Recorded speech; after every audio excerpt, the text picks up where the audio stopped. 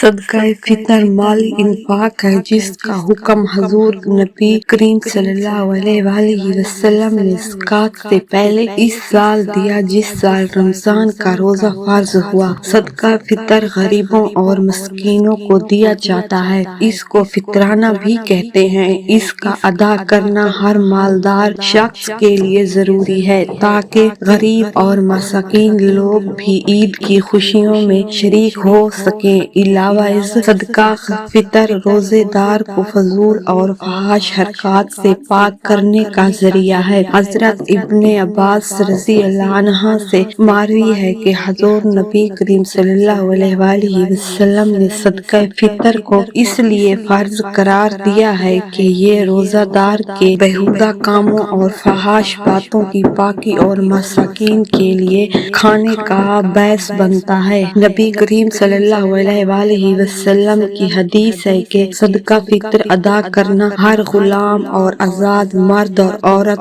چھوٹے اور بڑے ہر مسلمان پر فرض ہے۔ صدقہ فطر کی اہمیت اس قدر زیادہ ہے کہ نبی کریم صلی اللہ علیہ وآلہ وسلم کی حدیث ہے کہ عید الفطر سے قبل پیدا ہونے والے ایک دن کے بچے کا فطر ادا کرنا بھی لازم ہے۔ صدقہ فطر کی ایک حکمت یہ بھی ہے کہ یہ صدقہ اللہ تعالیٰ کی اس عظیم نعمت کا شکر ہے کہ اس نے ہمیں رمضان کا مبارک مہینہ عطا فرمایا۔ فطرانہ ایک زکوٰۃ یا صدقہ ہے جو رمضان المبارک کے روزے ختم ہونے پر واجب ہوتا ہے۔ ابن عباس رضی اللہ عنہ بیان کرتے ہیں کہ رسول کریم صلی اللہ علیہ وآلہ وسلم نے روزہ دار کے روزے کو لغو اور بیہودگی سے پاک صاف کرنے اور مساکین کی خوراک کے لیے فطرانہ فرض کیا، لہٰذا جس نے بھی نماز عید سے قبل ادا کر دیا تو یہ فطرانہ قبول ہوگا، اور اگر کوئی نماز عید کے بعد ادا کرتا ہے تو اس کے لیے یہ ایک عام صدقہ ہوگا۔